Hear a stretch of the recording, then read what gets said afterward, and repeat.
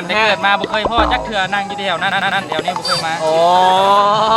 คือเรามาเท่เดียวที่สุดเนาะอีอย่างนึงเอาทิมไปเฮือนบันละใหญ่บ่แล้วจะไหนสูงซัวเก็บวดขนาดมันสวัสดีเรามีนัดกันอยู่ที่3-4เนาะตอนนี้กับติ๊กมาฮอดก่อนหมู่แล้วเขามาเป็นหน่วยกล้าตายมาให้จองสถานที่ไว้ท่าตอนนี้สหายของเขาก็มาประมาณ2คนละเนาะกับมื้อนี้ก็สินัดกันประมาณ10คนคนที่1ที่มาฮอดต่อจากติ๊กก็คือนี่เลยเนาะแนะนำซื้อแน่ทองเด้อทองมาฮอดคนที่2คือว่าคนที่3คนที่4นี่ใหม่แล้วเนาะใหม่คนละลังละมื้อนี้ก็มาฮอดก่อน3คนเนาะเดี๋ยวเขาจะเข้าไปจองโต๊ะกันด้านในท่า Run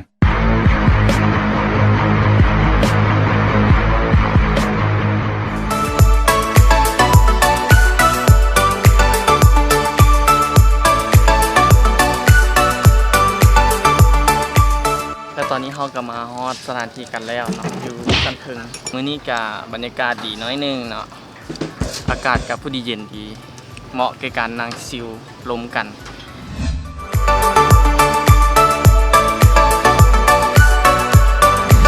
เสื้อลายวะดิทักทายสบายดีวอล์กมือวันนี้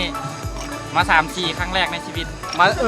แม่นแต่เกิดมาบ่เคยพ่อจักเถื่อนั่งอยู่แถวนั้นแถวนี้บ่เคยมาอ๋อคือมาเท่เดียวที่สุดเนาะนี่คู่นึงนะอันนี้เป็นพอลูกอ่อนเขาเป็นคนหูดีอ่อนนี่อันนี้ค่ะนะไม่ใช่